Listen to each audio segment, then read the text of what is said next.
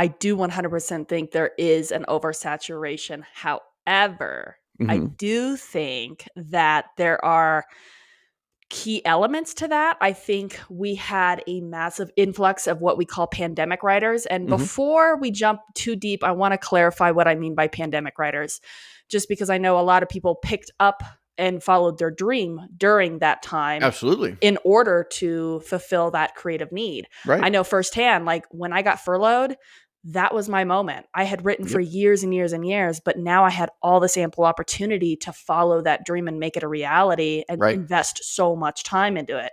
Yeah. So I did. Yeah. So for that, there is a lot of beautiful things that came out of that era for me. But Yeah. And so, yeah, to kind of piggyback on that, and I'll let you get back to your point. my But soapbox, you are a pandemic writer yeah, per se. I per am a se. pandemic writer per se, because yes, when the pandemic hit, those of us who have been writing all of our lives and have had this dream of pursuing being an author as opposed to just a closet writer, yeah, that came to fruition Right. through the pandemic. And so we're all pandemic writers. I think the bulk of us here are pandemic writers that are listening, even some of the trad authors that have gotten their big break, that they've gotten lucky. They've been the needle in the haystack. Even some of them have been pandemic writers. So if you hear that, listeners, watchers, don't think that that is a derogatory term or a negative statement, No. because we're speaking of us as well. We're speaking Mhm. of all of us that started pursuing our dream during the pandemic. So please continue. Yeah, and that's where I think it's really important to clarify that. I think there has been an influx of people using pandemic writer as a derogatory term to Hmm. say you're not a real writer because you started writing in the pandemic. No, no, no, no, no. That's not the case at all. I think there is people like us and a lot of people I know that had a massive opportunity to finally pursue their dreams, that had been writing for years or were a natural storyteller at heart and just never had that time. Right. And so they used that era to do that. And that's fantastic. Yeah. I mean, you and I, you just said it, we are one of those. Yeah. So that being said, there are also pandemic writers, and this is where I'm going to kind of use it as a derogatory term. Sure.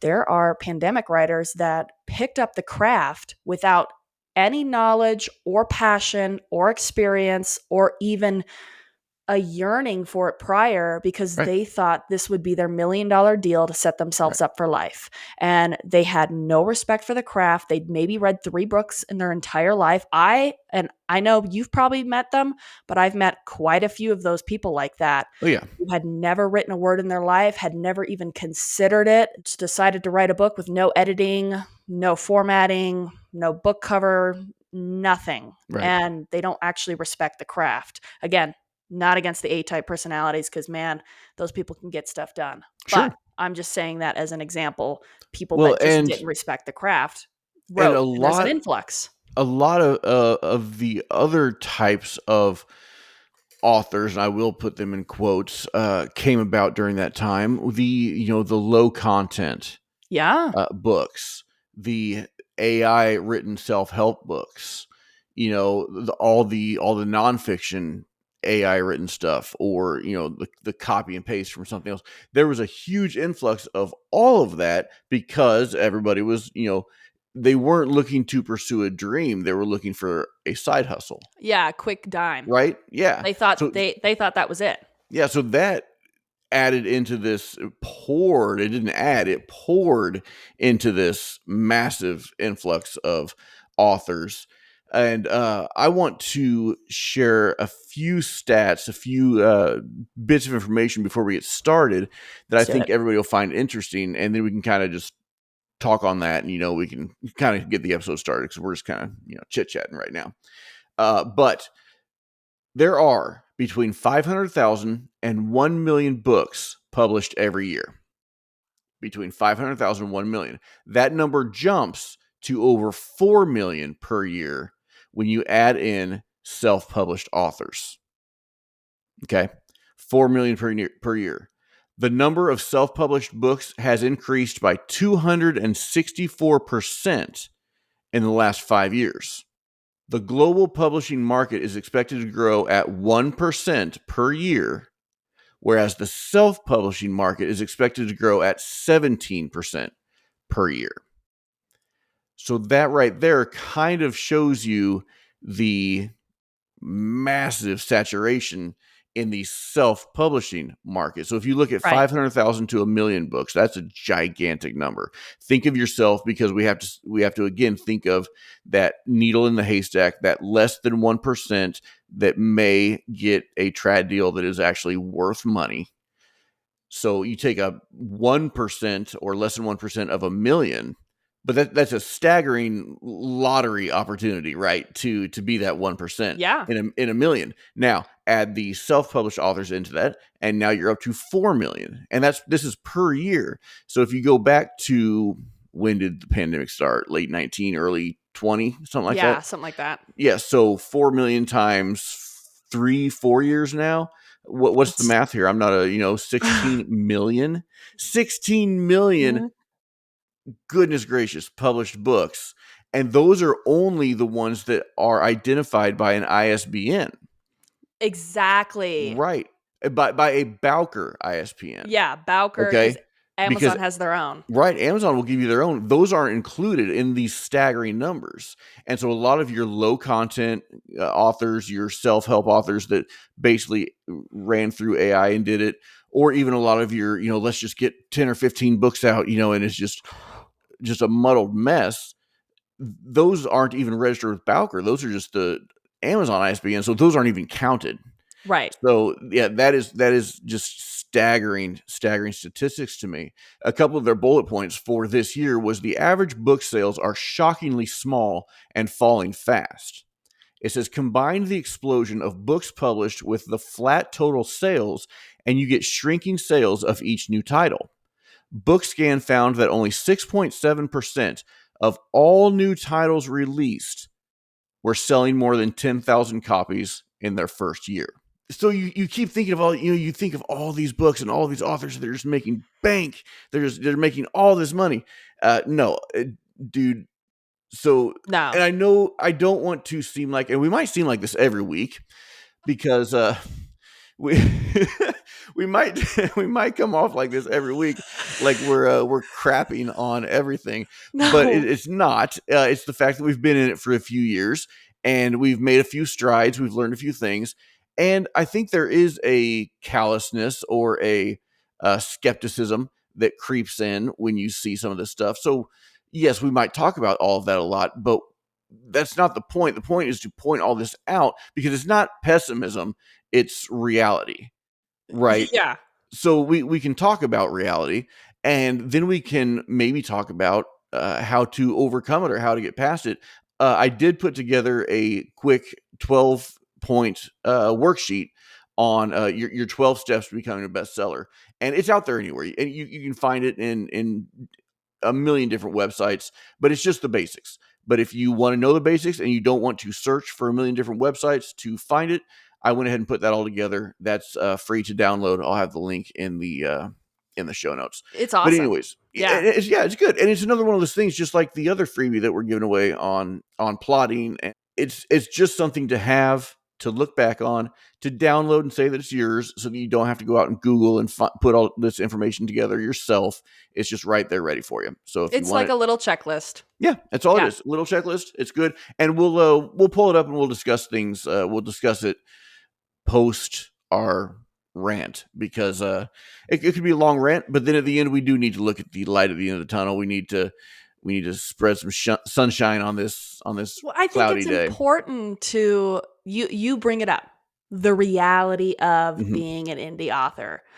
I think it is completely ignorant to not consider the reality of being an indie author. I think it's Yeah, very, very easy to get sucked up into a facade of that $1 million deal. You're going to write your book, you're going to publish it with zero marketing, maybe 3% of editing because you ran it through Grammarly, right, and you think that's it. That's boom, you've won it. You're going to be $1 million deal. right, right. BS. No, Sorry. It's the it's truth. it's not going to happen. Let me go Yeah. back. Let me go back to the statistics. So of that 4 million, only 12.3% are going to sell more than 5,000. Wow. Okay. Now we're getting into what we would think would be indie numbers, right? Only 33.9% of all titles published, 4 million per year, 16 million since the pandemic. Only 33% of those are going to sell more than 1,000 copies in the book's lifetime. Dang. Crazy, crazy statistics. Another one, and this is just kind of another one of those reality points. Hear me on this, listeners, watchers, so that you can prepare and so that you can learn how to or create a strategy on how to get past this. But it says a book has far less than 1% chance of being stocked in a brick and mortar store. For every available bookstore space, there are 100 to 1,000 or more titles competing for that shelf space. And those are only of the books that are even in the system. So of Yeah. one shelf space, there are hundreds, if not thousands, of books competing, and that's only talking about trad publishing. That's not even Well, talking about and indie I'm going to publishing. take it a step further and say that is only through distributors like Ingram Spark because you are Correct. required to have that Bowker.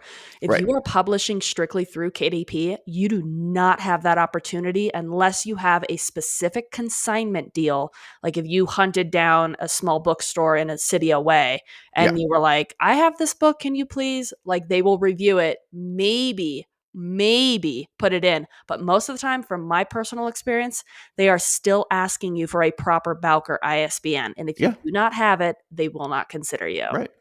Well, and they won't even consider you. It's getting brutal out there. I was on Threads yesterday, and an author was kind of like we talked about last week, a little bit of complaining, which Yeah, is whiny. fine, but it was a little bit. It was whining. It was a little bit of whining, but they were saying they were so aghast, they were so taken aback because they contacted one of their local bookstores and said, "Hey, I wrote this book. I'm really proud of it. Can we put it on the shelves?" And they wrote back and said, "Hey, congratulations, that's great, but we really don't cater to smaller authors." Yeah, it's true. And they were just appalled that. Look, man, that's it. I've had Again, it happen. we're not being pessimistic. We're we're No.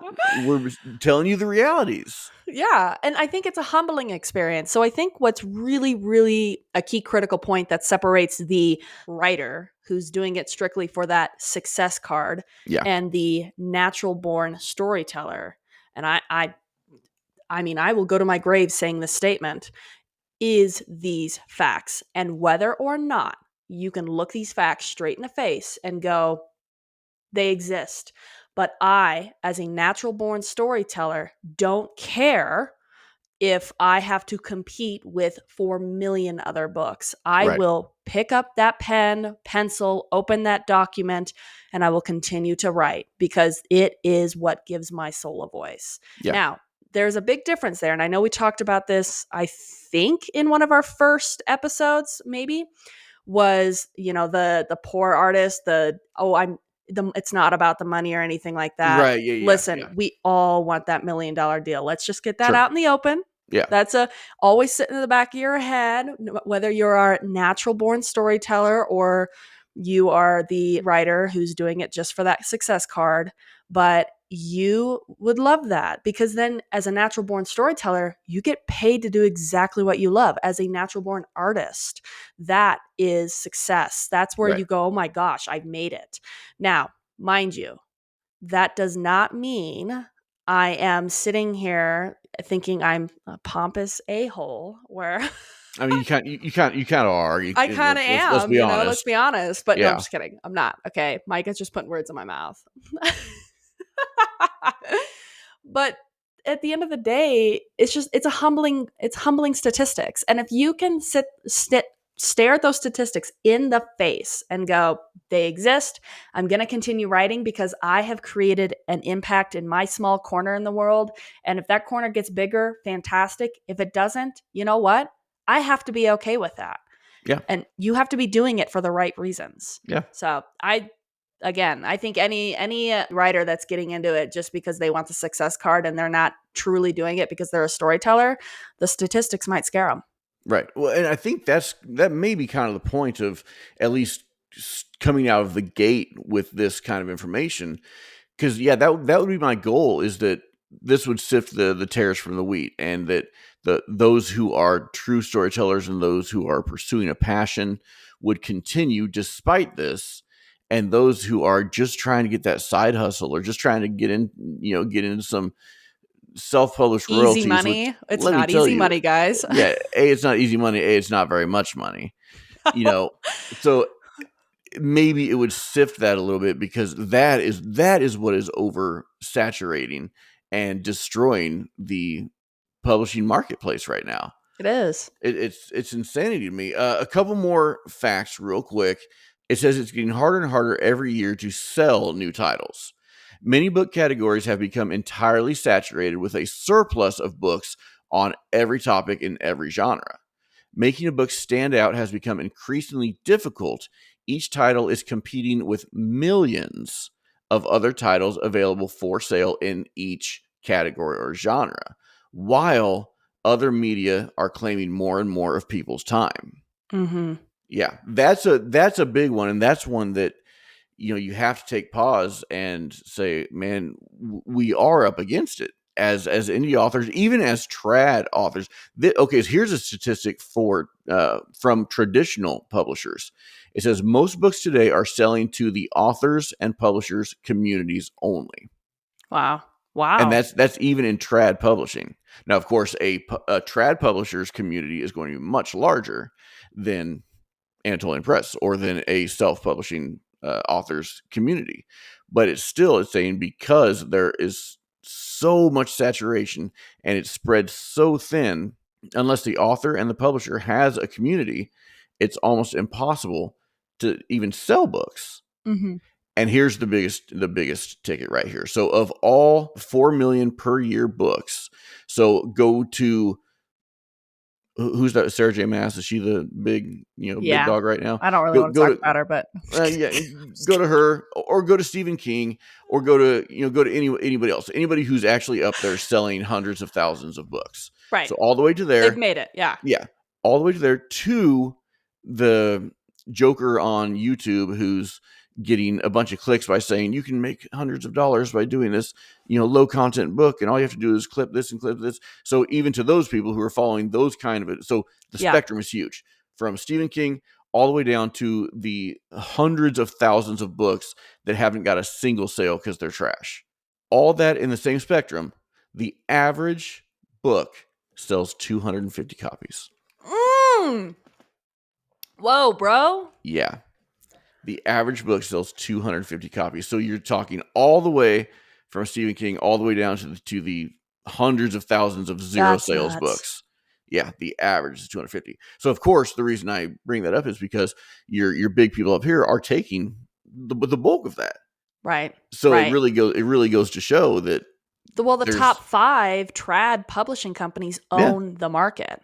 They have deals that have been long-standing for many, many decades, oh yeah, and they will always get priority treatment. And listen, I am not about to that's the rip on system. that. Sure, That's yeah, the system. It's how it's worked, and in the last decade to 12 years, whatever time frame we're talking about here, we've seen that influx of the self-published community start rising up, or the indie author yeah, community. And I also want to point out, when I was doing a little bit of research, is that indie author doesn't strictly mean self-published. It doesn't mean you and I took full control or anything like that. hmm, It actually means both hybrid and small publishing companies. yes, That's yeah, what I thought was really interesting. yeah, And I, arrogant, had no idea that the hybrid to the small publishing companies fell in line with the indie category. yeah, So I think that's really interesting. yeah, I yeah, want to circle back though and say that, and just for clarification for authors out there and anybody listening or watching, the 0-click sale means the book is trash. That's not what we mean here. What we meant is strictly the money hungry people that went in right, zero effort, don't care actually about the craft at all. We're looking for a quick buck. yeah, Because I know a couple of authors out there that are extremely talented, a horror author in particular that comes to mind, that has just had the worst luck trying sure, to get sales, yeah, but he has an incredible book. yeah, And so that's where it's like, there's a fine line. And so want to Right. clarify that so you guys don't all come for us because we know Right. how hard it is to get sales. Yeah, yeah. So Hopefully, everyone that's listening knows what I say when I say low content. yeah, it's Uh, strictly yeah, so that's strictly like AI generated, or it can even be stuff like a journal, or a book full of inspirational quotes that you pulled off the internet. right. That's low Come content, on, guys. but that stuff is competing with all you guys, everyone out there who's really It's a writing number. and really Yeah. wanting to sell, and really that book, that piece of crap that they just threw together on a whim and slapped a price on it and put it up there.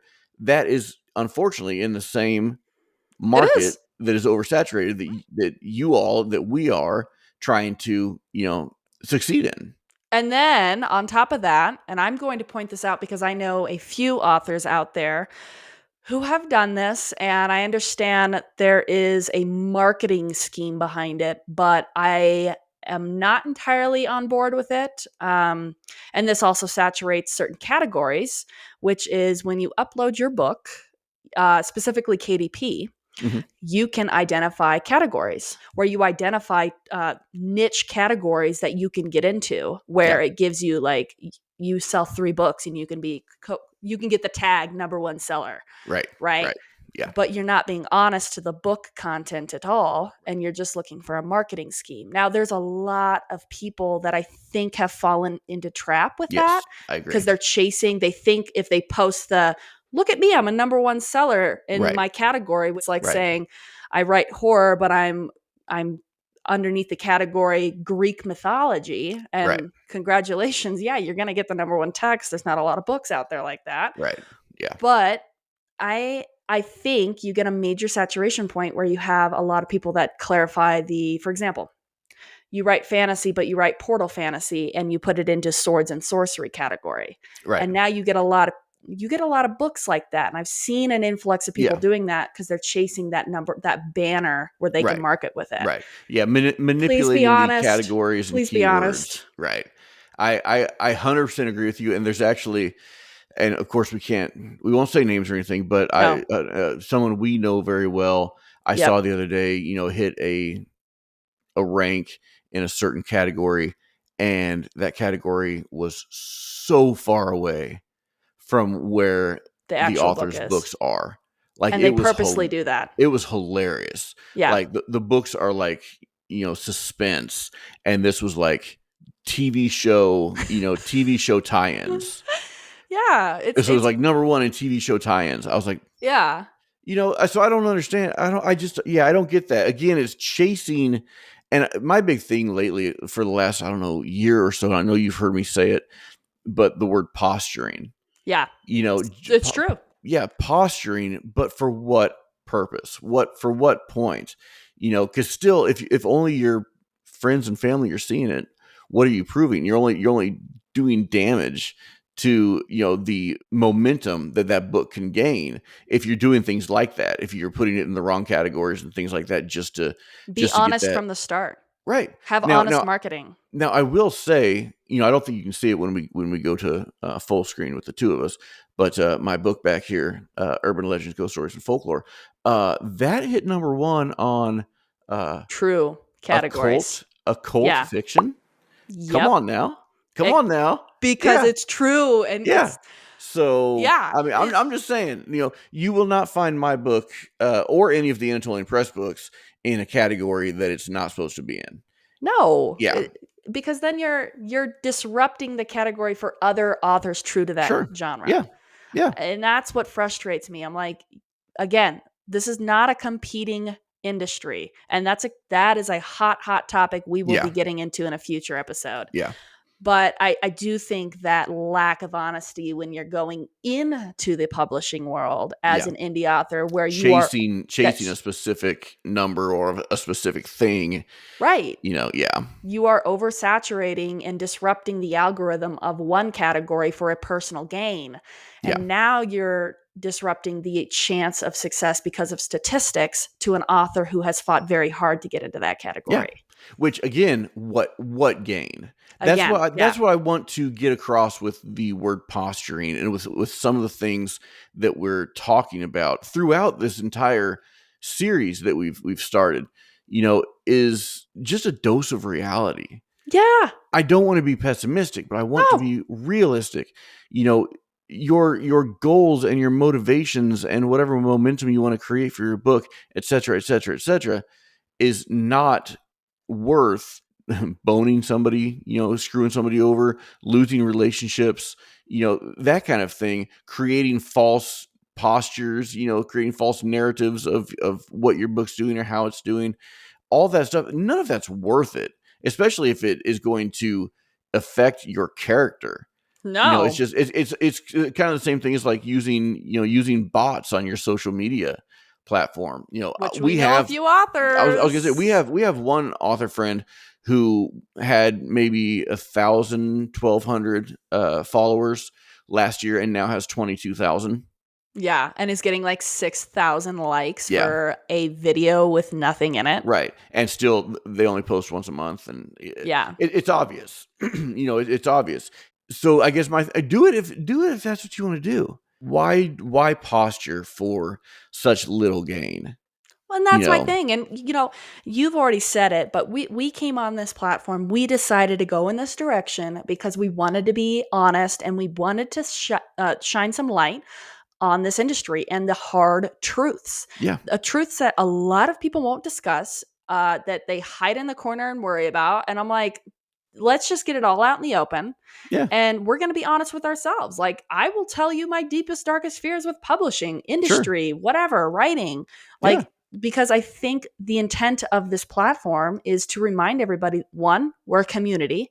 yeah, Two, man, we're rooting for you. Like, we want storytellers to right, be successful out there. And three, when you have a hard grasp on the reality of the industry that you are working in or trying to be successful in, you can create real momentum through real life strategies, yeah, not just some facade that you saw like through the grapevine where you right, thinking that might work. No, dude, let's get some facts out there and right, then let's strategize. yeah, Because that's what I mean, you and I, we've had our experience, we've had our failures, we've had our successes. It is a steep learning curve when you're getting in this industry. And man, it cannot be easy out there because there was nothing for us out there. We were scrambling for every right, piece of information we could possibly find out there. And then I yeah, still was trying to ask authors because it still wasn't clear. sure, When I was especially when I was publishing the first book, yeah, I spent more time crying in the corner than having fun with the publishing yeah, journey. Like, yeah, let's be honest. right,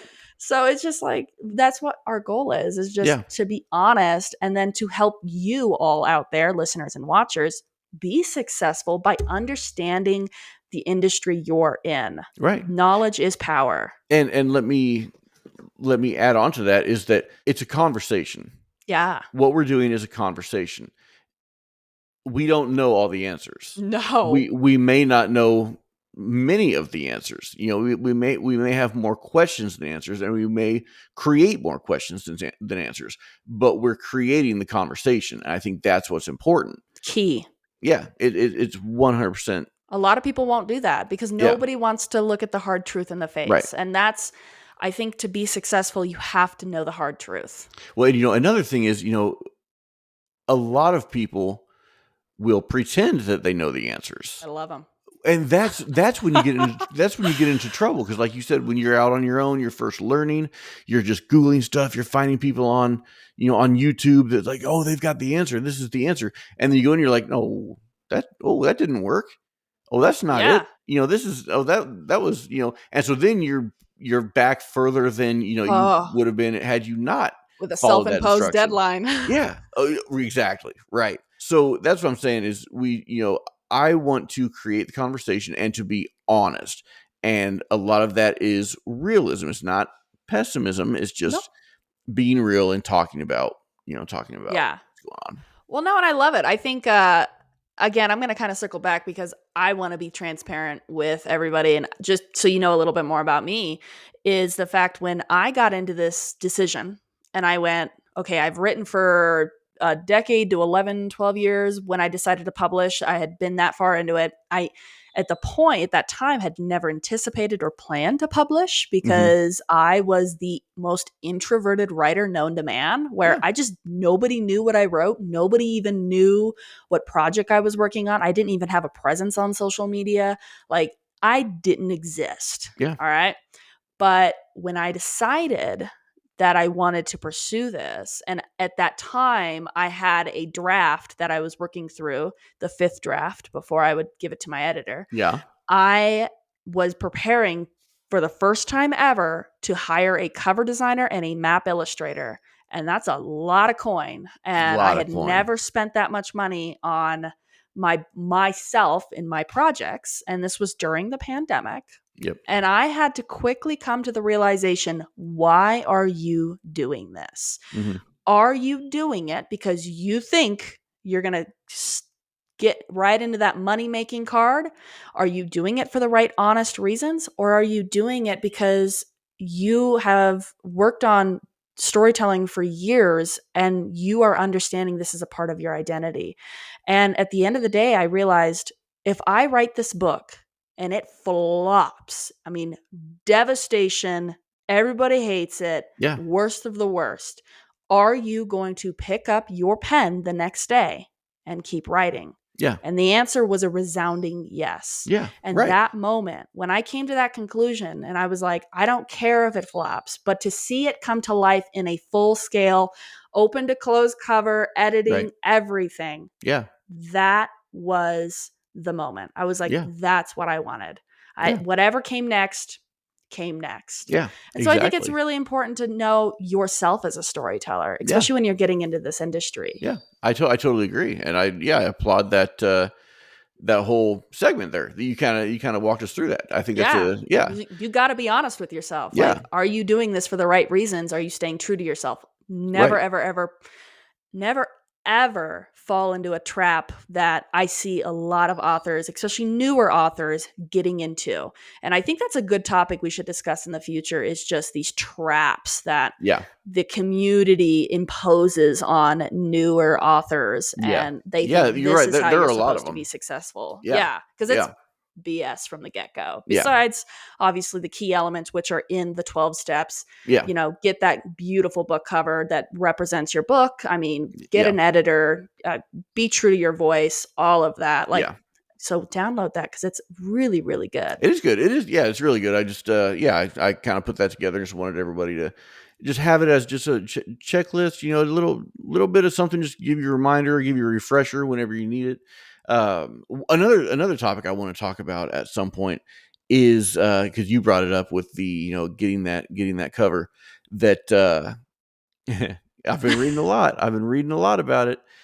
Since I got to kind of be educated on this stuff now that we're talking about it. Yeah. But that selling a book does not take talent. It takes luck, and it Yeah. takes a good cover. Gosh, covers That's are what selling huge. yeah, that's what selling a book takes, is luck and a good cover. Yep. And if you want to throw in, hundreds and hundreds and hundreds and hundreds and thousands of dollars to, marketplace, ads and things like that, that'll help you too. But yeah, the conversation of luck versus talent, because there are so many talented, so many incredible talented authors that will never see Oh, a trad contract, or authors that could put any of the trad authors to shame, any of the big five authors to shame, that will never because it's a matter of, like we've talked about, the needle in the haystack, that 1%, that less than 1% chance out of hundreds and thousands and millions of yeah. possibilities. Yeah. And So that's across the board. I oh mean, yeah. Yeah. people, I've seen singers on the TikTok platform, let's be Yeah. honest, that Yeah. are Oh yes, right. incredibly talented. Yep. I mean, from freaking Frozen Yeah. songs, I Yeah. know somebody in particular that can do that, Yeah. and that you're like, dude, she's got the voice of an angel Yeah. to alternative and metal rock Oh yeah. artists and bands Yeah. that I think, where is their contract? Like, these Right. are more talented than half the bands I know that have Right. made it. Right. And so again, it's across the board for creators, I Right. think. It is, yeah, because in the music industry, especially, I Yeah. think it's easier to see, but it is exactly the same in the writing community. Yeah. Is that you make it big when you are chosen and when you are cultivated and when you are given this backing. Yeah. That is when you make it. So there's so much talent, so much incredible artistry and creativity that will never be seen because they are not the chosen and cultivated and backed Yeah. artists that yeah, It is a needle in the haystack thing. yeah, It's absolutely the truth. right. And again, we don't say that to be pessimistic or to be negative. We say that because, hey, there's your dose of reality. So Yeah. I guess understand your why, right? Understand your why. Why are you doing this? It goes back to what you were saying. Yeah. But, if you're doing it to make money or if you're doing it for popularity or whatever, man, F pick a off. different yeah, pick a Sorry. different it's not gonna happen. It just will. It could, No. but you could also win the lottery. So if you're doing it for that, go play the lottery. You'll probably have a better chance. You probably will. I haven't looked at the statistics, but it'd be fun to look up to see which statistic is higher, getting a actual trad deal that you can actually make money off of, or winning the lottery. I would bet you the lottery's higher. Well, we talked about a statistic at one point, but the average Big Five author only makes 10,000 a year. And they think they are the shish. Oh All yeah, right. oh yeah, So I have a personal experience with a trad author yeah, that I would never say names ever. yeah. So and I've never shared this story actually ever. So this is going to be a first. Anybody who's hearing this, you're going to be like, "What?" Awesome. So when I was, and this, I think this is just a matter of perspective, right? People who get the trad deal, they think they suddenly are the greatest Yes. thing that ever walked, and like Yeah. their writing is God's gift to mankind. Yeah. Please have some humbleness. Like, Yeah.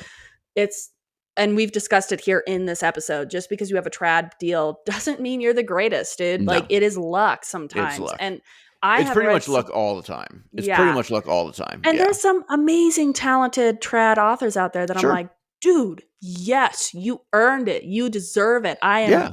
yes, Yeah. we've all read those books. Yeah. But in recent years, I think there's been I'm going to say the word again. We should have a ticker, an influx Yeah. of trad authors that I would not dare say they were very talented, Correct. and that I Yeah. know much more talented authors in Yeah. the indie community Yep. that deserve it far And I more. think that's a sentiment that extends far beyond just you. Oh I think, gosh, yeah. yeah, and far beyond even the self-published or the indie author. I think that's a pretty broad, well-received sentiment right now. Yeah, Yeah. and I don't know if it has to do with the fact that there was such an immense explosion of indie authors that the traditional top 5 thought that they had to compete by bringing on more trad published authors and signed more contracts on I can so see that they that. could. Yeah. I mean, I'm theorizing Yeah. here Sure. Right. because they were prior, it felt like it was very selective. Yeah. Now it kind of feels like there's a lot of traditional published authors out there that are all over the bookstagram. That's a weird Right. word to say. Yeah. Community, Yeah. and I wonder if there was a strategy behind that to try Yeah. to bring attention more to the trad light. So that being said, that was business theories right there. That Sure. being said, this author was a traditional author and she is. And when I first started my journey, and I thought, I'm going to get out there and I'm going to be I'm going to join social media. I've Right. Right. never Right. done it before. And it was right during the pandemic. Hmm. And I remember that night, I mean, if you scrolled back, you could see the very first post way down in the depths of that pit. Yeah. Yeah. But you would see that I started, and that in that day, I reached out to, or maybe it was a few weeks later, Hmm. somewhere around there, right? Hmm. But I reached out to some authors, some trad authors on social media that Hmm. I had read their work, and they were Cool. in my genre. Yeah. And I said, hey, I told them I am working toward pursuing my first book. And you may never see this. That's totally fine because you're huge and you probably have a PA that's doing this for you. Yeah. And I'm sure I am not the only author who has done this, or wannabe author at the time, because I hadn't published. Yeah. And I had mind you, many did not reply. Didn't even see the message. I Yeah, knew yeah. that. Sure, I of was course. fully aware that that might happen. Yeah. However, the one that did see and reply, I had read her work and I told her how much I Okay, now loved her work. everybody freeze frame because Chelsea did just point to her It's behind. bookshelf. I threw them in the trash. They're not even existing Oh, okay, anymore. okay. If you want to know how I feel about this author, I threw books That's in the trash. crazy. That's how Wow. cruel she was to me. Wow. Okay, continue. I've gotta hear the rest Yeah. now. So Goodness. I reached out. I was very, very respectful. I said, I understand completely if you don't want to follow a nobody. Like, but I was asking for follows. Mhm. I was literally asking just for you to follow my account. I Yeah. wasn't asking you to read anything to promote me or anything. I had nothing to promote at the Right. time. I Right. had just a crazy idea and a goal. And I was very nice and respectful. I know how the industry works. I in terms of business, right? People can be people. Yeah. And I got this response from her, and she literally told me she does not follow nobodies and that she doesn't care and that, not even a good luck. She Yeah. was very dismissive of me and Yeah. like I was the bottom of her foot. Like I was the poop on the bottom of her foot. Yeah. Like that's Yeah. how her message came across. Yeah. And I was stunned. I was like, you are an author. And mind you, she had gotten her trad deal only a year prior. So Yeah. she was nowhere, she wasn't massive. She only had 1,100 followers on Instagram. Oh my gosh. Wow. And, Yeah. but she had managed to get into that needle in the haystack, Right. and she had been I can't say too many details actually. Right, I right, right, cannot right. say too many details, but she was very, very young in the industry, Yeah. and she was not a Stephen King. She was not way up there or anything like that. Right. Right. And she treated And me I'm like assuming I was I'm worthless. assuming she's still not. No, she's Yeah. not. Yeah. She's not. In fact, and this is going to sound so freaking shallow, but please don't come for me. But I pulled her up like 4 months ago and saw her numbers on Instagram were still only like 1,300. Yeah. And I giggled and I Yeah. was like, F you. Yeah. No, but you're 100%, you are 100% right, and I know mega stars that have, reached out to people who have reached out to them and reached back, and not even reported it to media or tried to get, the media to say, "Hey, look what I did," and report on that. They'll find out years later. "Hey, did you know this person, did this?" So, Yeah. like, there's a big level discrepancy there between your, say, I don't know, your Robert Downey Jr. or Right. something, and then you're this person, whoever this person is, right? Yeah. But this person, like, thinks that they're way up here. The fact of the matter is nobody is way up here. No. And if you really do put yourself up there, your ego is too Right. big. Right. Please come back down to earth and be humble. Like Right. we are all creators. And that was where I really struggled with her message was I never even replied was because I thought to myself, how egotistical was that message? And this is not a cry for sympathy or anything like that. Trust me. There's a reason I never said it. I never shared it. It Right. just Right. it was what it was. And I realized right then what kind of person she was. Yeah. And I thought that's really sad, that you as a young author, because Yeah. she was not very experienced in the writing realm. It's not like Hmm. she was decades into this Yeah. and she had only been in her trad deal for a year. But how sad is it that you got that trad deal and you suddenly, as a human being, thought you were well and above beyond any other creator out there who had this dream of putting their and sharing their work out there. And Right. that was my issue. It Yeah. wasn't, I don't care about the follow. I'm like, whatevs. But you as a human being, which I have seen multiple writers do, please, please be humble, is don't forget where you came from. Right. Don't. You Right. came from somewhere. And that's where I was hung up with her. I'm like, girl, like 16 months ago, you were a nobody. Yeah. Please remember that. Well, And and yeah, please remember that you're more than likely still going to be a nobody. well, and that's my I thing. I'm mean, like, dude, I'm like, please, again, the word humble. And I'll right. give another example. I had I follow an author, and you know what? I'm going to call her out because she's awesome. J.R. Ward. All right. Okay. Okay. J.R. Ward, and she's a very, very talented author, and she was self-published for a very long time before Hmm. she got a lucky deal. Cool. And now she's the Black Dagger Brotherhood. She's created this epic world. And here is where I'm going to say she has a head on her shoulders and she's awesome. She replies to her comments on Instagram. Yeah, She's that's like, great. I responded to her, I threw something out and I said, "Hey, this is awesome, good for you." She replied back and was like, "Thank you so much. Like, I am so," she is a humbled person. Yeah. She's very, very aware that it is a journey to get from point A to point Right. Z Right. and to remember that's where she came from. And And so, it's yeah, luck. So she knows and she remembers. She keeps that, that she could have missed her chance, right. but she got it. And She got so it. yeah. So being Yeah. humble and being grateful and paying it forward, that's man, it's super super important. Again, a little bit goes back to what we were talking about when I was talking about posturing. That posturing can get so convoluted that you start believing your own BS and you start believing your own posturing, and it takes over. Right. You know? And then now you have that competitiveness. Now you Yeah, have that separation in the community, and yeah, that is the most toxic thing in this community. We might be we have, yes, there is a lot of books out there. All right, yeah. there is.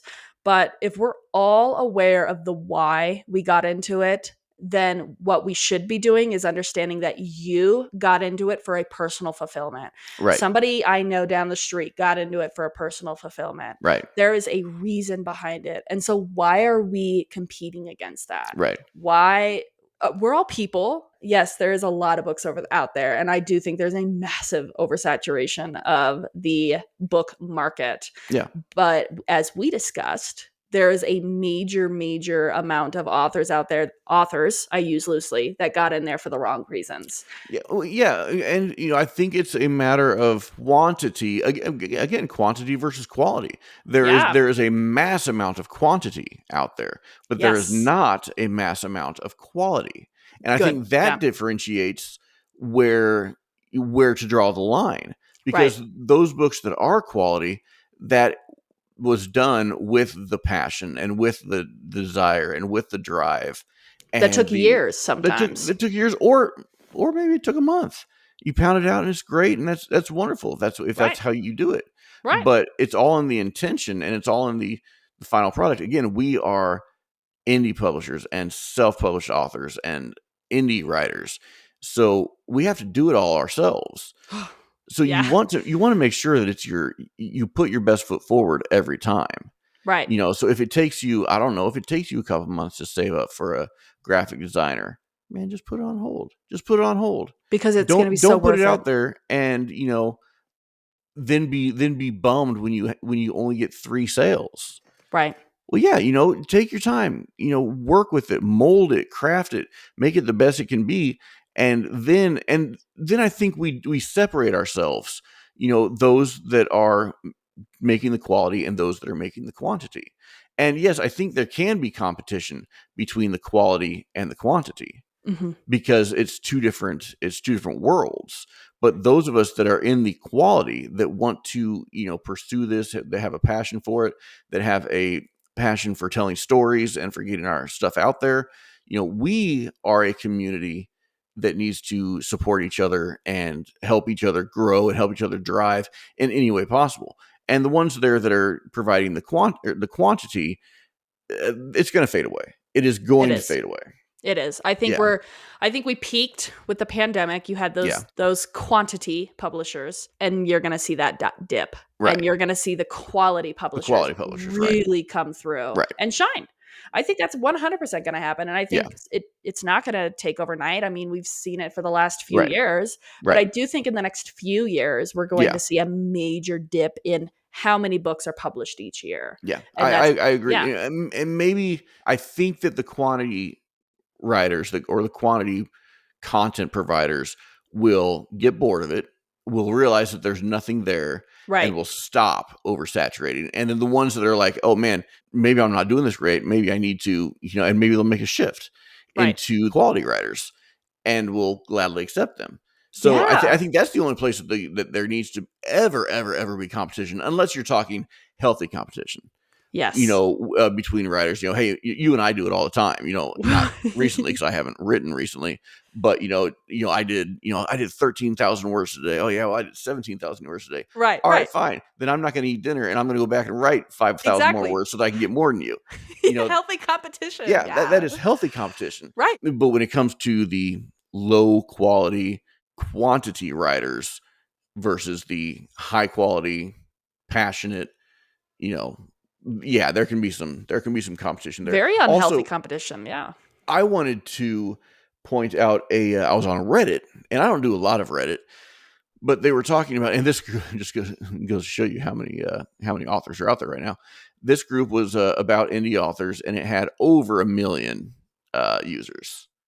Over 1 million just on this one Reddit subthread. There was 1 million Wow. people. So that just goes to show you that yeah, there's a lot of writers and a lot of books out there, and which I think we should tie up. We should finish with talking about how maybe to rise to the top of that. But this article started with is the publishing world truly oversaturated? Tell me I'm wrong Yeah. because I'm not getting any sales. I'm not, blah, blah, blah, blah. That was kind of the basis of where it started. And so, anyways, everybody started weighing in, and most people were kind of landing like where we're landing. And some people, had some kind of dream ideas that weren't really making sense, but that's fine. That's why they need to watch shows like this, so they can kind of get a little dose of reality. But this one person said, it is the same as in Hollywood. Mm, You've got your Brad Pitts, your Robert Downey Juniors, or your whoever's, right? You've got your A-listers. right. Then you've got your B-listers and you got your C-listers. But Hollywood is full of millions of actors who are serving coffee. It's Yeah, true. yeah, I'm an actor and I serve coffee, for my day job because they're still actors. They've been on bit parts, they've done things and they're part of the Actors Guild and whatever. They go to set, they go to screenings and to auditions, etc., etc. So they're actors and they're pursuing their dream and they're pursuing their craft. But let's be honest, there's hundreds and thousands, if not millions, of people out there in Hollywood that are serving coffee and they're actors, but they're serving coffee. They'll never make it to the Brad Pitt level. They'll never be that. So, do we discount them and say that they're not actors? No, they're 100% actors. And they're pursuing their dream and they're pursuing their passion. Yeah. But the chances of them becoming the next Brad Pitt is that needle in a haystack, Yep. right? So then, do they just put out crap at every audition? Do they just go in and not study the script and and not worry about dressing nice and treating the director with respect? Is that your dog? Yeah. Yeah, yeah, yeah. Uh, She, like, freaked out down there. I'm like, yeah. "What is going on?" So yeah. So if they have an audition, they go Right. in and they dress nice and they rehearse the script and they get their character in mind and they put their best foot forward every time. So it's got to be the same with if you're It going to is. be if you're going to be an author. Yes, you are going to have a day job.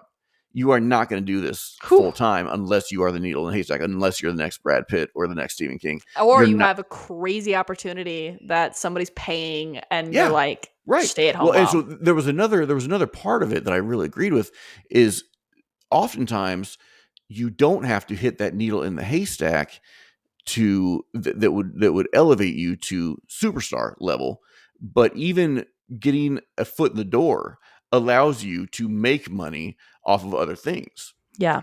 right? So there's different, and just like actors, there's different levels and there's different ways to do it. Right. But I really liked the analogy of a actor that is serving coffee for their day job. When they get a script, a table read, or whatever, an audition, they don't go in looking like trash, drunk, not looking at. Yeah, they put their. So same with us, with independent writers, with indie authors.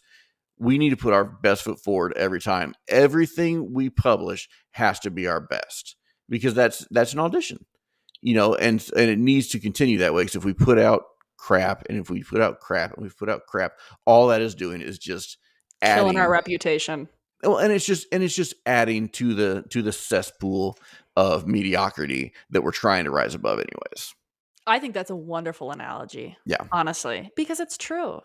And Yeah. that's where I'm going to circle back and say that when I was doing some research for this, there are you Google in, you plug in some standard phrases like is the indie book industry oversaturated or Yeah. anything like that.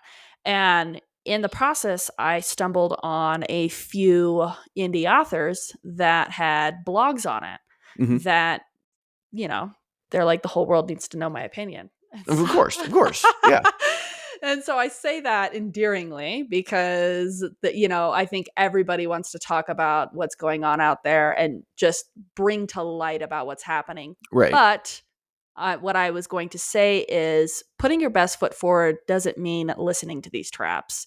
And Right. I was so disappointed to see that two out of the three blogs that I found from these indie authors were actually in the trap of, well, you better be publishing 3 to 4 books a year. Yeah. And that pissed me off. Thank you for bringing that up because I actually went down that rabbit hole and I totally forgot that I did because You're I've been up since welcome. 4 in the morning and so my brain isn't totally functioning 100% well. So I went down that rabbit hole to find out because we've talked about it. We have friends that are kind of falling into that trap, and we have a lot of people that are saying those things. I have said those things in the past because I heard somebody else say it.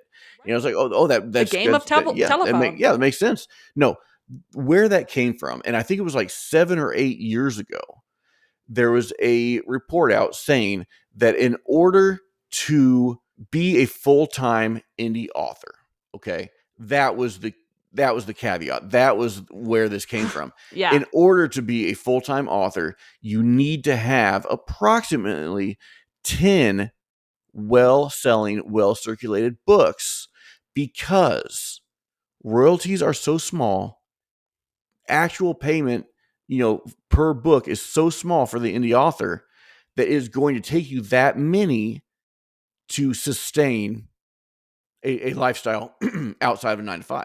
Wow. That's where it came from.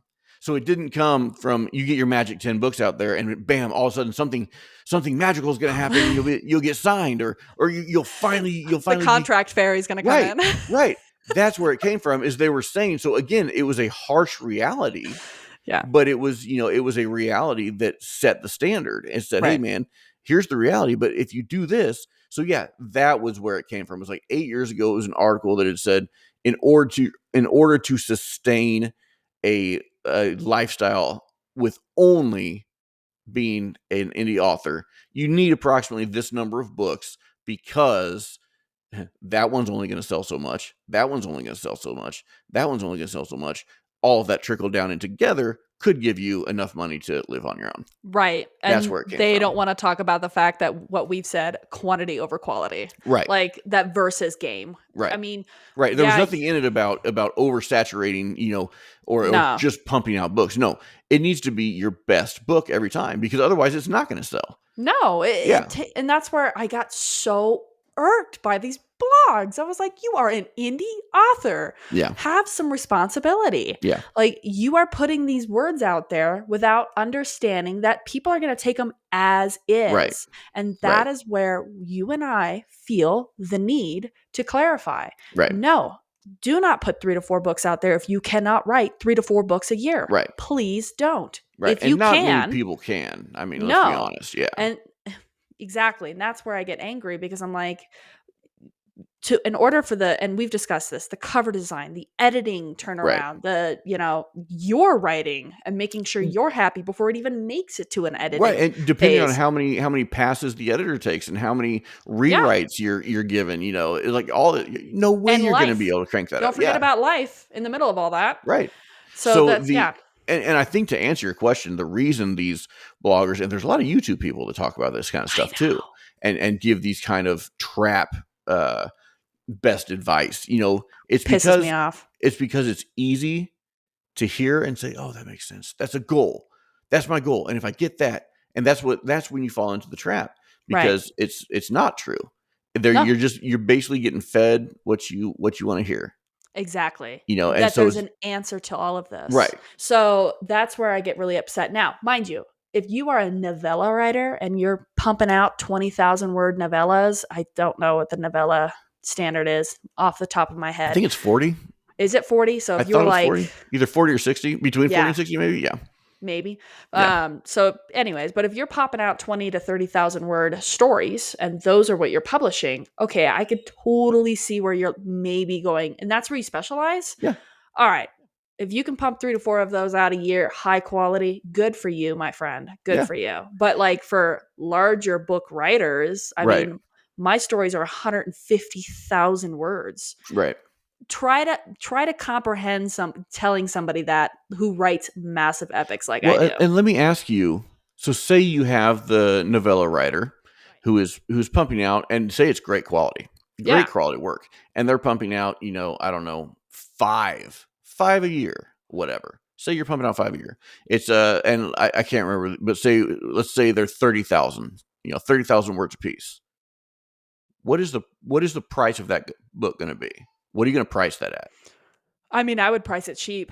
I because You'd have again, to, I because don't nobody's going to price high unless I if it have looks like a to. pamphlet, if it's a Yeah. pamphlet, which is what it's going to be. A novella is not very big, even if No. you do it in 5 by 8 and you do it in a larger font or Yeah. whatever. You're still going to have a very small book because it's a novella. People have to Right. understand that, and people know Right. that. People who read novellas. So if you're pumping 4 or 5 out a year, and you've got them priced at, I don't know, $6.99 ballpark, Yeah. Yeah. something like that. And printing cost is $3.95. So and then taxes after. Say you make $2 a book, Yeah. okay? And of the novella writers, however many there are, and however many are in the market for readers of novellas, what piece of the pie are you going to get? Even if you pump out 10 in the last couple of years, you're still not even going to come close to a sustainable life of being a full-time indie author. Mhm. It's not, unless you can sustain on, you know, 8 grand a year, which I don't think you can, but that's the Oh, reality of it. So no. that's, I guess, that's, again, so that's my question. That's the reality of it. So if that novella writer is writing these epic stories that their curated readers love and digest and are so vested in, and the writer and the reader are invested in each other, and there's all this symbiotic, loveliness going on, then yeah, crank out your books and give the readers Do what they it. want and sustain your soul by telling these stories. But if, you know, Joe Ugly back here goes out and tries to write 10 novellas just to make bank, look, my guy, all you're doing is you're just filling that cesspool deeper and deeper full of crap. Yeah. Because Be so you see, there's this, and this is what doesn't get talked about a lot, and that's what we have to differentiate between. Yeah. So both people are putting out 10 a year. One person is doing quality, the other person is simply doing quantity. Right. So know Yeah. yourself. Yeah. Be honest with yourself. It's just take a step back, dude. Stop chasing the carrot Yeah. and stop. Be honest with yourself. Yeah. Like, do you really want to write a book? Are you really being honest with yourself, or Yeah. are you just writing it because you think that's the quickest way to retirement? Or And you like you know, said, don't fall for the trap.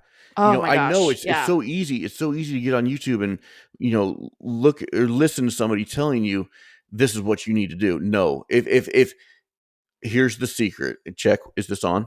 Here's the secret. If there was a step-by-step guide to doing it, we would all have done it. that's a crazy concept. We would all have done it. So don't buy everything you read, don't buy everything you hear. Work it out for yourselves. Ask amongst the community what works, what doesn't. So yeah, there's a lot of misinformation out there.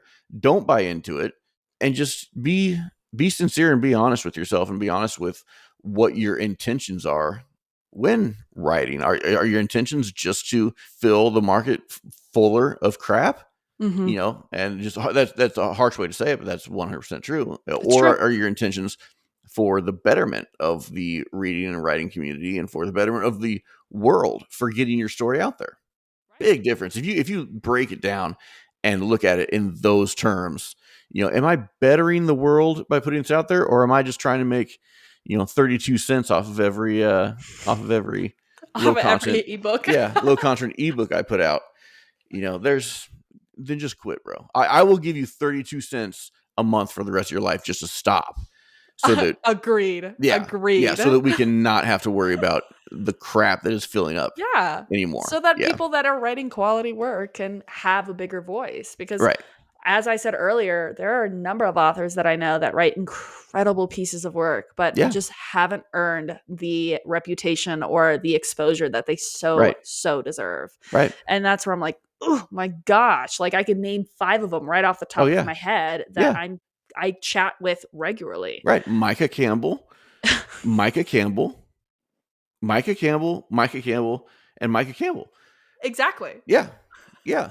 So let's end it with a little bit of discussion on The um positives. yeah, some positives, some ways maybe we can set ourselves apart, or maybe we can, at least, We're going to tell the truth and not give you a trap.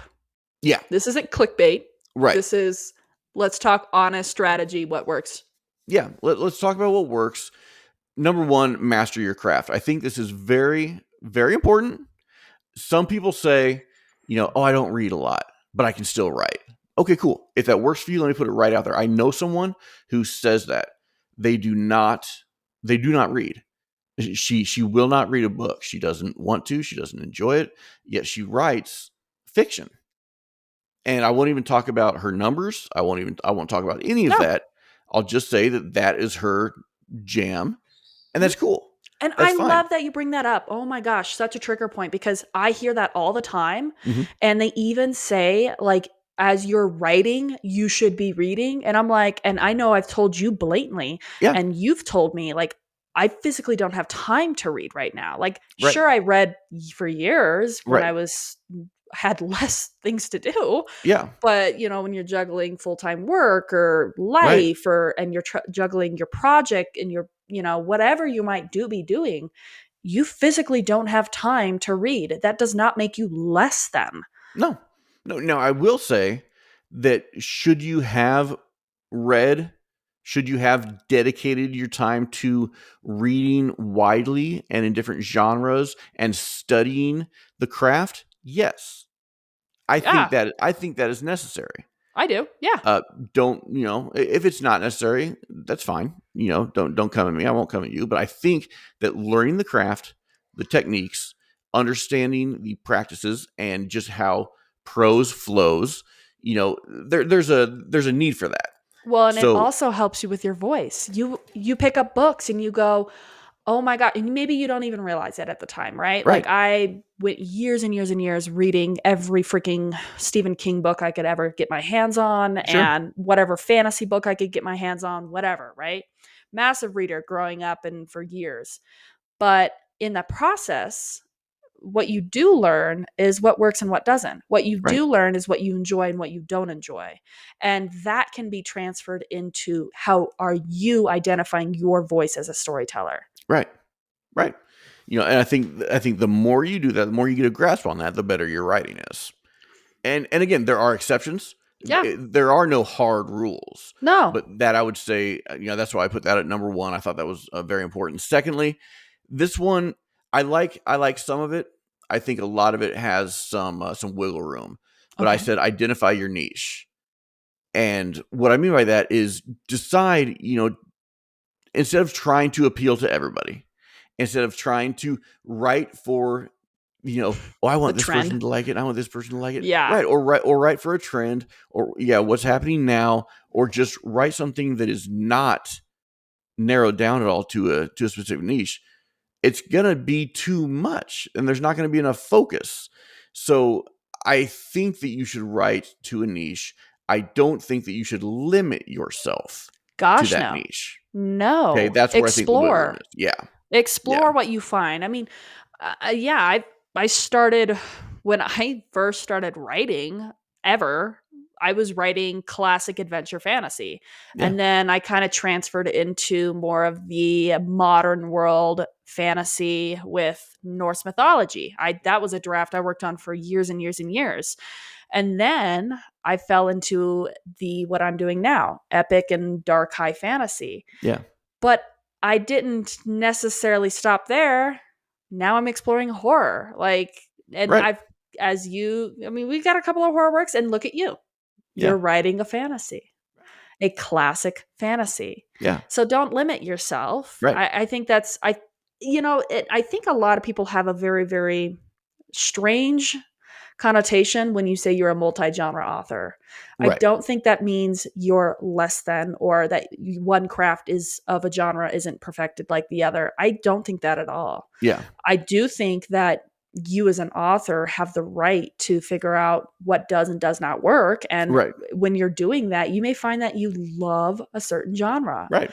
and you may find that you dig it and you have fun writing it too. Like Yeah. that's what happened with me with horror. I love horror, but I Yeah. never thought about writing it. Right.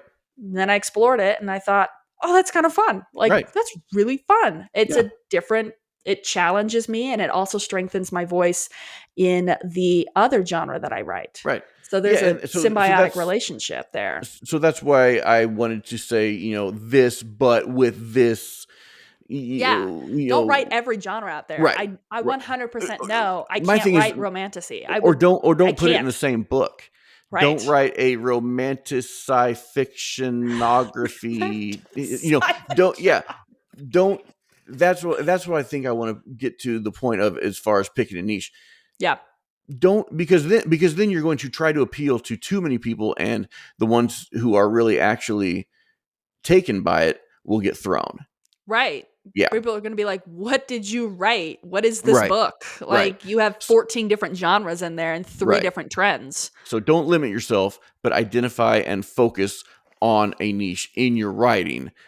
Don't try to cover too many niches, too many topics, too wide of a genre in one go. Number 3, build your author platform early. This one is so important. I think it's very, very vital. And this might be the reason I wanted to get this whole list out, because like we talked about in the beginning with those statistics, oftentimes book sales are not made outside of the authors and the publishers communities.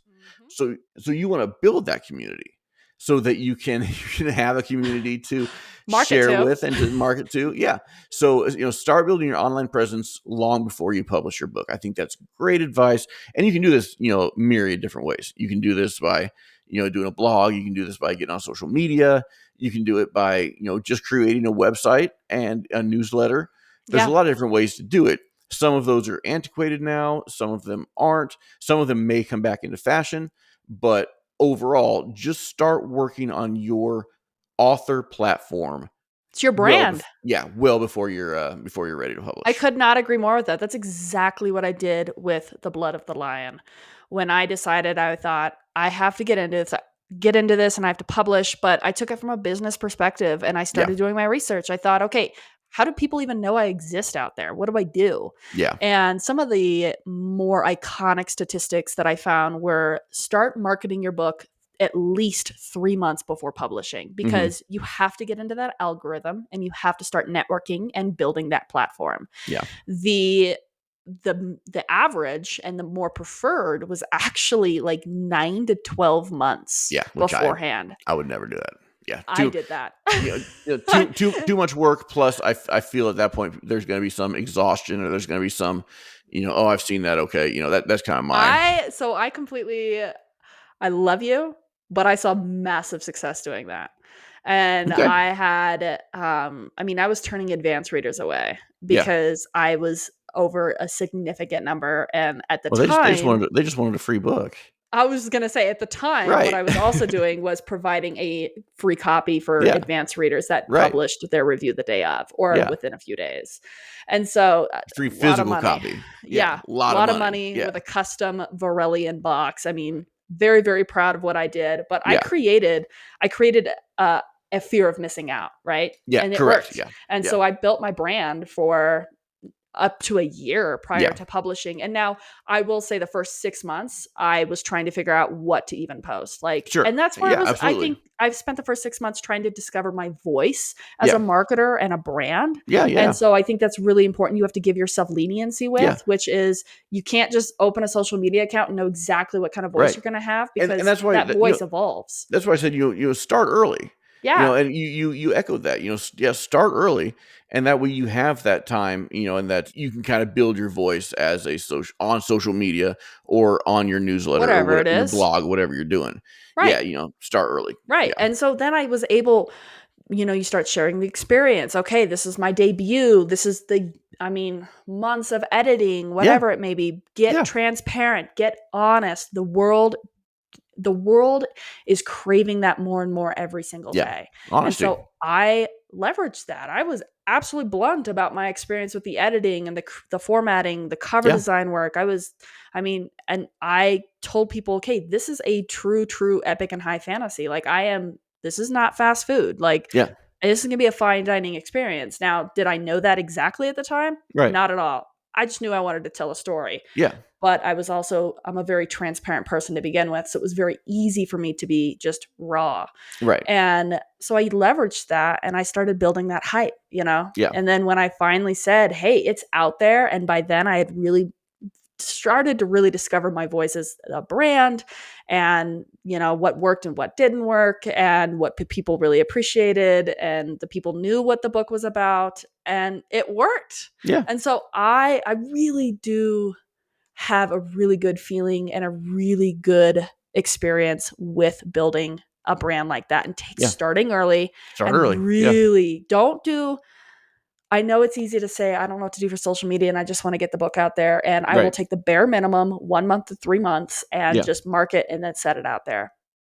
I I love you all, but I will tell you right now to get into the algorithm, to network, to create a lasting impression, that will fall flat in the future. Yeah. People want raw and real, and that comes with consistency Right. and just transparency and always knowing that you're going to be there and And, knowing the think brand that's being marketed. I think people are oftentimes tired of being marketed to, being sold to, right? So you have to have Find the that middle brand and ground. have that. Yeah, you have to be true, be real, be honest. Let them know the real you. Mhm. Don't just every 2 days, hey, buy my book. And that That I think is, yeah, I see so many right, authors do that, and it's right, nothing against anybody. I know it's hard to market. I think there is a skill set that you need to have and right. learn or, evolve with time where you can market without saying buy my book. Well, and so And yeah. we've talked about it in the past, ad nauseum at this point, probably, but I don't market my book at all anymore. I don't. I've marketed it twice, maybe 3 times Yeah. since the beginning of 2023. So it's been a year and a half, and I've put 3 posts out on it, It's so impressive. and it still sells every And month. it's still in true categories, everybody. Right, right. So, but I do post a lot. People Right. know my name and they'll know Right. things that happen about me. Right. Like I just posted last night that I just got over a 5-year illness and I can eat red meat again. That Miracles. has I love nothing to it. do with my book, but it's But it's something real. you. Yeah, it's something real about me. I post joke posts all the time. I try to make people laugh, but I have not posted anything about my book in maybe a year and a half. Right. Yeah. It's your brand and you have worked your way establishing that brand and that's what works for you. Yeah. And that is what people recognize your account as. Yeah. And those are the readers that you're getting. Yeah. Those and then on top of that, obviously being in a fantastic category and having a fantastic piece of work, high quality, Thank you. that you're welcome. You're Yeah. welcome. I'm just here to tell you suck. Stroke my ego. Yeah, That's yeah. exactly. Yeah. But it Let's all starts to work and pay off. right, and I didn't know that right off. I've always been No. a little bit dry and sarcastic, and I liked the humor side of things. But Right. I didn't know how to translate that to social media, and I'm not a social media expert. I freaking hate social media. I I do hate it. too. I've Yeah, I've told you that countless times. It is yeah. exhausting. It's And terribly it's exhausting, and yeah. chasing, like you said, chasing the carrot. I hate doing it, but get your voice. You don't and don't chase the carrot in social media, Please don't. because it will kill you. It will absolutely devastate you to post something and then watch for a response, watch for a series of likes or a series of engagement. Oh, please Don't do it. don't. Don't do it. Please don't. Post it and then engage, And run. and that's it. That's it. Don't worry about that post ever again unless somebody engages with it. I always say post and run. Yeah. Yeah, absolutely. We are going to be here for 2 hours if we don't get through this faster. But I know. I'm sorry. I think this is really good to actually go through these and talk about them, because instead of just giving the bullet point, actually talk about them. Yeah. Number 4, I think you might like this one. I think Oh you might gosh, agree you're with gonna this make one. me trigger again. I'm gonna go on a spiel. Yeah, I think you might like this. Number 4, invest in professional editing. Yes. Invest in professional editing. We've said it before. You'll find it everywhere, anywhere online. Even the best of the best will mess up. They do mess up. Not will, not possibly. They do. And a writer cannot edit their own work. Period. Cannot edit their own work. They're too close to it. They're too close to it. You will miss something. So you must invest in professional editing. Please do. Please do. Yeah. It's just there's a reason they're an expert. There's a reason they know the craft, and rely on them because Yeah. they can teach you things and they can help you build your confidence as a writer. I Yeah. have said, and I even have it in my acknowledgement in my first book when I call out my editor. Mhm. And he's probably like eye rolling at this point because he's Right. like, "Can you please stop saying my name?" Yeah. Because Yeah. I basically worship this man. So when I said in my acknowledgement, I said that I had been at that time, I don't know, 13, 14 years as Mhm. a writer. And I said it, and it was only in this process that I discovered my confidence as a writer Yeah. was with editing Yeah. and with the right editor. I think that, again, that's a big, major hot topic, which is just, there are a lot of editors out there that just downright suck and are kind of scammy and Sure. taking advantage of writers and Yeah. seeing that they can pull a quick buck and leave Yeah. 3 comments on your manuscript. Right. F them. Yeah. Do. Yeah. But Uh-huh. there is expert editors out there that are true professionals that they're so passionate about the craft of storytelling that they want to see you succeed. Yeah. And Right. in doing so, they are going to help you create the best version of your story. Please invest in them. Yeah. Please. Yeah. It's going to pay off in the long run. Maybe you have to wait an extra 6 months to publish. Right. That's okay. That's fine. That is But okay. guess what?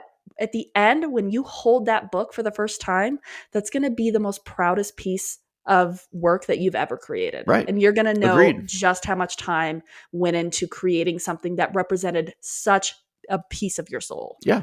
Yeah. Yeah. No, 100% agree. All right. Let's try to Okay. fly through the rest of these. Okay. How many are there? Because I'm going to freaking talk. I know there's 12 of them. I did put this down in the show notes. You can download it yourself. You can look at it and work through it yourself as Chelsea and I are. We're reading it and then we're working through it. So Yeah. come back and listen to this, or download it yourself and then work through it yourself. But we got to go. We're going to be too long, Chelsea. I'm sorry. Number 5, design an eye-catching cover. Yeah. The reason this is so important, I think, is not because it is not to gloat. It is not a bragging piece, although it can be all those things. Yeah. That's Come on, beautiful. dude. Come on. It can be all those things, but what it needs to be is eye-catching.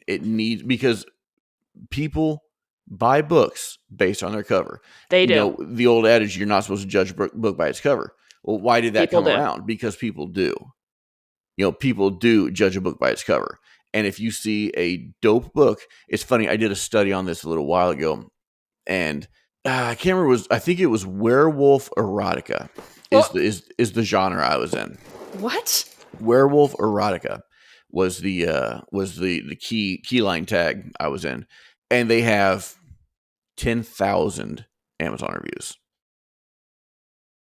10,000 Amazon reviews. Now, not the ones with the bad clip art. The ones the ones like they have epic, like yours. Like, the ones that have epic, awesome looking covers have like 10,000 Amazon reviews. I don't want to be mean. Be mean. But they weren't good books. Nothing in that genre is going to be good. Should I cut that out? That's some Mikeism for everybody today. but but long story short, the book sold because of the cover. Right. You get inside and you see the meat and potatoes. It's real bad. But Well, the book, I have fully admitted I buy books based on their cover. yeah, I will impulse buy a book. yeah, oh yeah, 100%. Yeah. Yeah. So you have to have an eye catching cover. If you do not, it'll take much longer. It'll be much harder to make somebody buy that book. Oh yeah. Yeah. Number 6, develop a strategic marketing plan. I think we already touched on that a little bit, We and covered that deeply. yeah, start early, start strong. Chelsea and I differ a little bit on how long to actually market a book specifically. I think Yeah. we agreed on how to market yourself. You must consider yourself a brand. I think that's super, super important. Consider yourself a brand and market that brand. As far as marketing the book itself, I vote for 3 months to 1 month. Chelsea says she votes for 4 years. So, if you want to market your book for 4 years before it releases, that's fine. I say 3 months to a month. You're okay. Wow. I love you too. You went blurry again. I did, but that's because I moved. My Yeah, foot got caught and it died about 30 minutes ago, yeah, and I had to move it. yeah. I And was now like, now the focus is all yeah. out. Number 7, leverage email marketing. I think that's important. It's something you can learn anywhere. It's not easy. It's just like everything else. You have to learn it. I It's don't email market at all. yeah. I know you don't, which is crazy to me. That's crazy. Now I I stopped. don't. I stopped because I got tired of it. Again, it's just like I don't play games. I don't like playing the game. No. But if I did, yeah, I'd probably get more interest. I'd probably get more sales because it's a good marketing strategy. They say, then they've said it for a long time, and I agree with it. Social media, and you can see if you watch the algorithms, if you watch how one gets popular and then just disappears and the other one gets popular. Social media is not always going to be there. So if you have all your eggs in that social media basket, there may come a time where you lose that basket completely. And you're absolutely correct. Yeah. Whereas email lists, that's something you have cultivated and that is yours for life. So if you've got 3,000 to 15,000, however many people you've got on your email list, if you've got that many people and you suddenly lose all your social media, you can still email every one of them. Hey guys, looks like social media's out, but guess what? You'll always still know what I've got going on, whatever, because I'm going to be sending this email to you every month. Right. No, I've thought about it. I've Yeah. actually thought about doing an email list, but I Yeah. just It's haven't just, gotten and there. again, doing all this yourself, being a self-published author, It's it is, exhausting. and I would put a number 13 on here that's not on here, but I think it's very important is don't take on more than you can. Oh my gosh, yeah. If you have all of these things in front of you that you have to do, it's okay to focus on this and this I and agree. say to the side with the rest of that because I just can't do it all and just work on those two things. Then once you have those, and that's like riding a bike to you, grab another one and put it in. But do not look at everything and say, "Oh my gosh, I have to do this all." Because no, like Chelsea said, she still doesn't do email campaigns. I don't. She I doesn't do them. physically don't have time, and I know Yeah, 100% if I tried to invest time in that, I would drown. I yeah, just don't physically have that yeah. time right now. So do not do more than you can do, and only that. It's different for a lot of different people. Maybe you can only focus on one thing right now, or maybe you can focus on all 12, and you have a few of your own. Right. Hey, you do you, All the power to but you. yeah, but do not do more than you can do because you will burn out. It will not be good for your writing career. It Oh, will not be good for your mental health, and it's very important. and I always say take care of your creative spirit first. Yeah, Like I will absolutely reject all task that should be done but can wait yeah, so that I can nourish that yeah, creativity yep, because that is the product you're putting out there at the end of the day. yep, yep. Number 8, collab with influencers. I think this one is tough. I think this one is one that I don't do a lot because I personally don't like. I'm an introvert, believe it or not. I I don't am too, don't personally, worry. yeah, I don't like reaching out to people, but it's very, you can kind of see the level of engagement that Chelsea and I get together when we collaborate on things on social media, or on things here when we were doing Icker and Ink, or now we're doing this. So even that collaboration, it's just two people who have developed somewhat of a following or a base of readers or friends, and you put that friend group together, and it's now a bigger friend group. Yep. So yeah, collaborate with influencers is number 8. This one, I had to add a caveat to this one. Number 9, publish consistently. Oh, Okay. So, yes, publish consistently. Don't, drop one book and then wait 3 years to drop another one, Micah.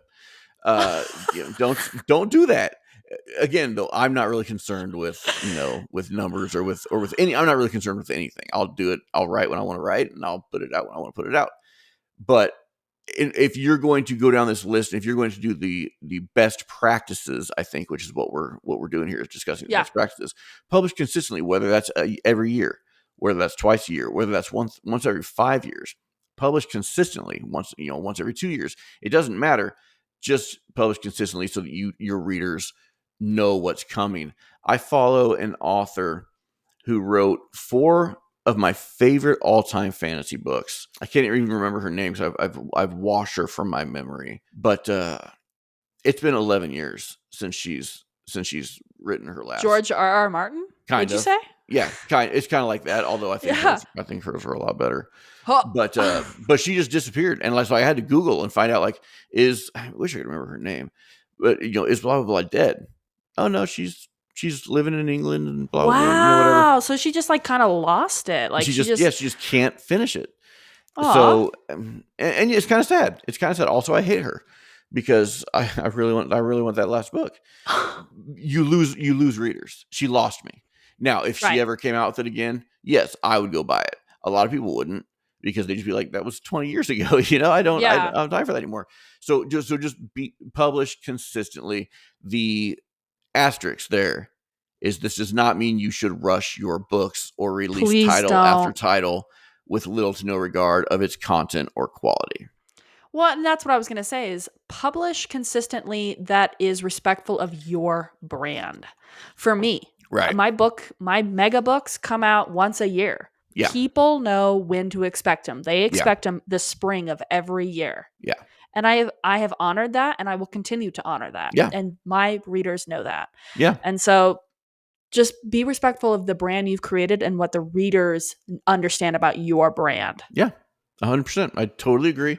I think a lot of times when I come up with an idea, or if I state my thoughts, I like that you come back at it with, hey, I took it like this, so let me add this, or let me correct that. Because sometimes, I'll just think, and it's like, you're not thinking right. So, Well, you do the same for me. So and I do. It's that good relationship. You know what I'm saying?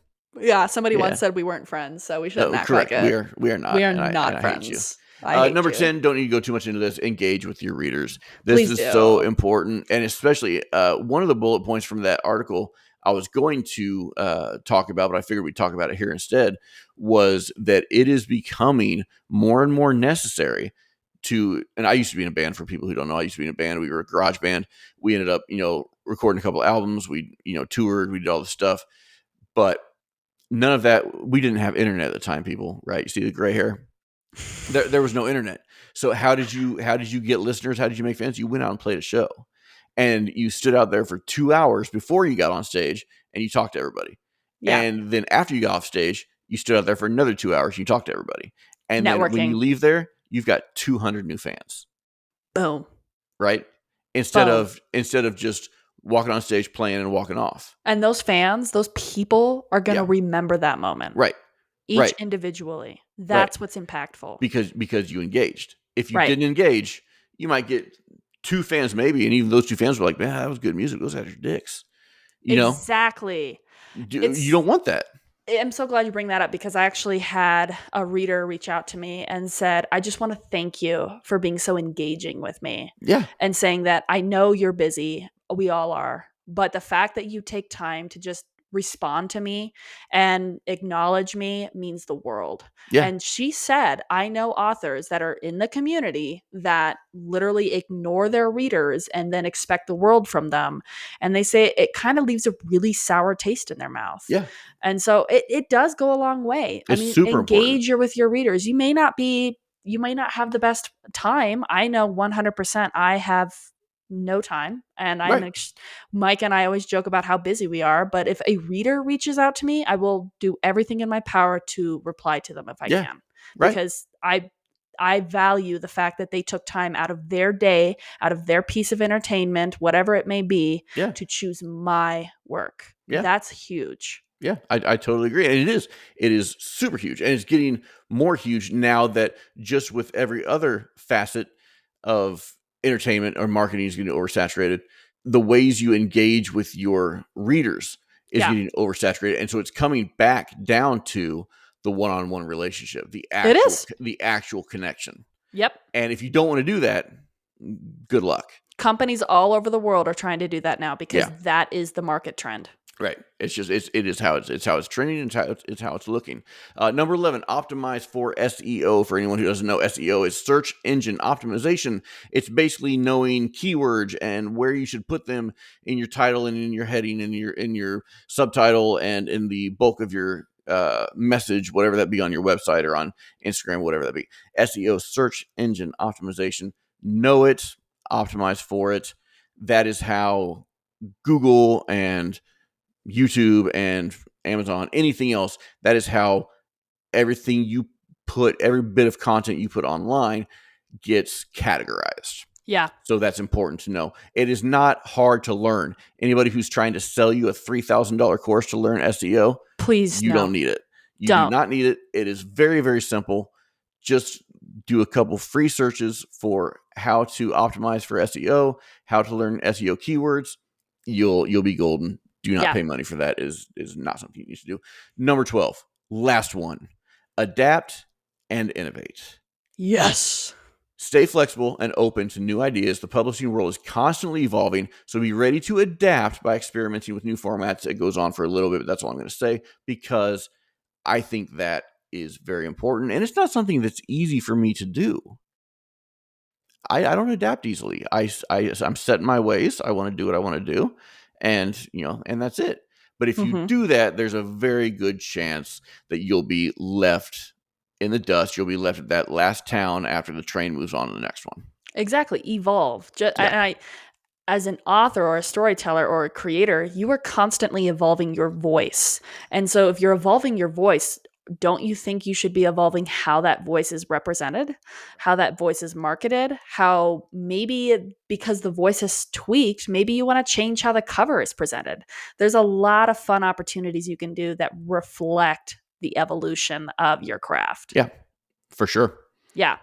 Yeah, No, I agree. Yep, I 100% agree with that, and I appreciate the putting a little bow on that. That was good. That's what I do. Thanks, man. You're welcome. I really appreciate that. I love the way you rap. I don't love the way you rap. I've never heard you rap, and I don't think I ever want to. No, I was gonna be like, I'm WRAP. beginning to feel like a rap. No, stop, no, stop, cut.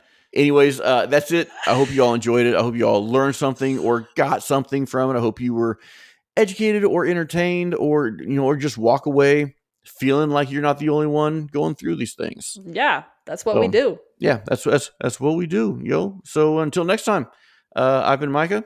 I've been Chelsea. Chelsea, MC Chelsea McBooger Pants. McNugget. Yeah, MC Chelsea McNugget. And I don't know. We'll probably cut most of this out. Anyways, thank you all for watching, listening. We'll see you next time. Good night. Are you an author? Are you thinking about writing your first book? Are you a plotter or a pantser? Or are you asking yourself what the F that even means? Are you a seasoned pro? Or are you just getting started?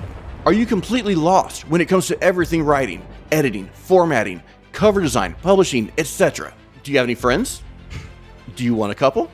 Well, you've got them right here, where a best-selling author and an award-winning author come together every week and talk writing. We won't sugarcoat it. We won't piss on you and tell you that it's raining. We're just here to talk writing, and we want you to know that you're not alone.